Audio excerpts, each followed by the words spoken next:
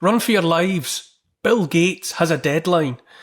On his Substack, journalist John Fleetwood reported news that Bill Gates has confirmed his foundation, quote, will close its doors permanently, end quote, at the end of the year 2045. Quote, this is a change from our original plans, says Gates. When Melinda and I started the Gates Foundation in 2000, we included a clause in the foundation's very first charter that the organisation would sunset several decades after our deaths. My eye is first of all drawn to his use of the word sunset, which strikes me as interesting now that it's finally being admitted plans are underway to dim the sun. Back in 2021, Forbes magazine reported on Gates' desire to spread darkness over the face of the earth. Quote, billionaire Bill Gates is financially backing the development of sun-dimming technology that would potentially reflect sunlight out of Earth's atmosphere, triggering a global cooling effect. The stratospheric controlled perturbation experiment launched by Harvard University scientists aims to examine this solution by spraying non-toxic calcium carbonate dust into the atmosphere, a sun-reflecting aerosol that may offset the effects of global warming, end quote.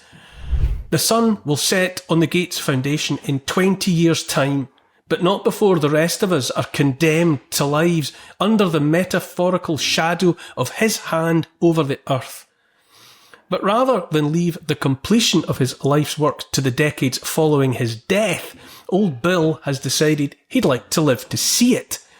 Quote, more recently, with the input from our board, I now believe we can achieve the Foundation's goals on a shorter timeline, he says, especially if we double down on key investments and provide more certainty to our partners, end quote. He believes he will accomplish this because over the next 2 decades we will double our giving, predicting that the Foundation will spend more than $200 billion between now and 2045. I won't deny it. The thought that Gates believes he can get the job done sooner rather than later makes my blood run colder than he'd like the planet to be. Gates pushes what I call the climate crisis hoax, making it part of the justification for pushing his wider agenda.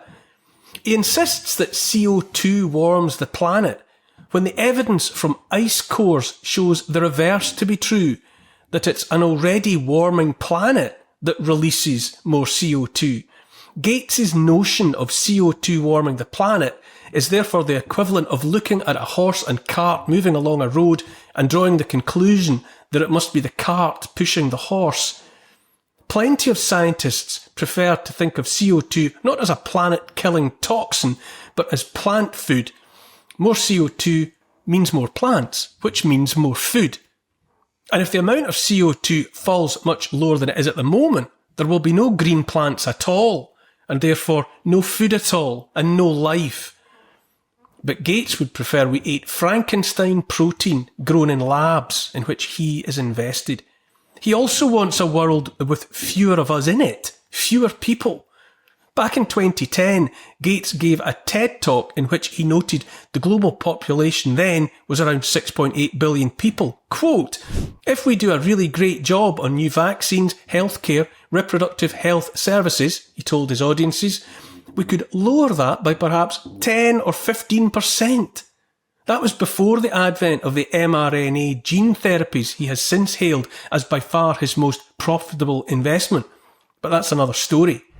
While we're on the subject of vaccines though, it would be remiss of me not to draw attention to another Substack article by John Fleetwood headlined 260 children infected with tuberculosis in Gates-funded study injecting children with live Mycobacterium bovis bacteria. It's in the New England Journal of Medicine. A Gates Foundation-funded tuberculosis vaccine trial has resulted in the infection of 260 previously healthy South African children with Mycobacterium tuberculosis, according to a bombshell study published in the New England Journal of Medicine on May 7, 2025. Quote, Gates Foundation money is now backing clinical trials that inject children with live tuberculosis family bacteria under the banner of vaccine development. The vaccine failed, the children were harmed, the infections rose. Despite that grim reality, Gates' announcement of a retirement date is laden with optimism. Quote, over the next 20 years, the Foundation will work together with our partners to make as much progress towards our vision of a more equitable world as possible, he forecasts.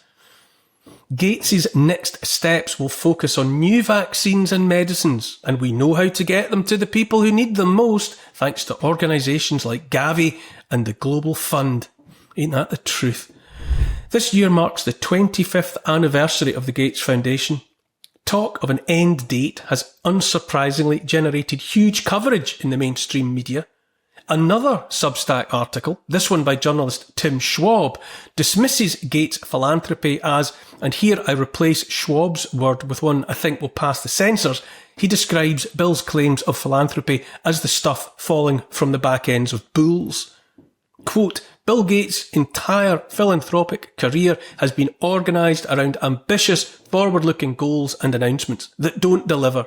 2 decades ago, Gates said he knew how to revolutionise African agriculture through philanthropy. Independent research shows that in the nations in which Gates works, we're going backwards on many metrics. More than that, farmer organisations across the African continent are calling on the Foundation to pay reparations for all the harm it has done. Across all of the Foundation's work, from public education to public health, we see the same trend. Bill Gates makes grand announcements accompanied by huge financial donations. Journalists, as the current news cycle illustrates well, go into stenography mode, exalting Gates as the unimpeachable humanitarian. And when Gates' charitable crusades fail and cause all kinds of collateral damage, journalists tend not to notice. End quote. Gates is making more money via his so-called philanthropy than he ever made from Microsoft. He is more accurately described not as a philanthropist, but as yet another oligarch. That's a term usually applied to fabulously rich Russians, but if the cap fits, impossibly wealthy men like Gates and Zuckerberg and Bezos and Musk and the rest use their money to buy political influence, and also, which is infinitely more troubling, the untouchable status of gods. Gates' pattern repeats over and over. Environmental activist Vandana Shiva has said, when Bill Gates pours money into Africa for feeding the poor in Africa and preventing famine, he's pushing the failed green revolution. He's pushing chemicals, pushing GMOs, pushing patterns. End quote.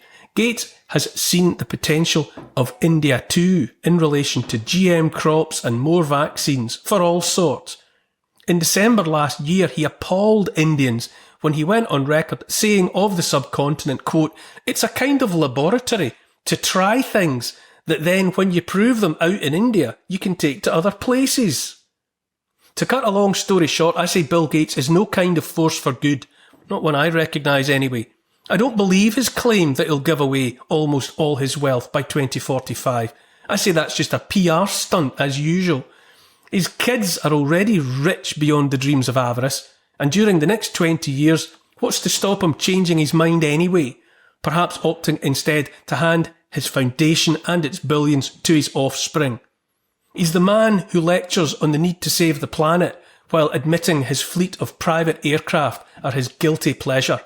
A man with the ego required to set about making real his desire to reduce the world's population and literally to place that world under a shadow he himself casts is surely a man who will always have plans concealed in darkness.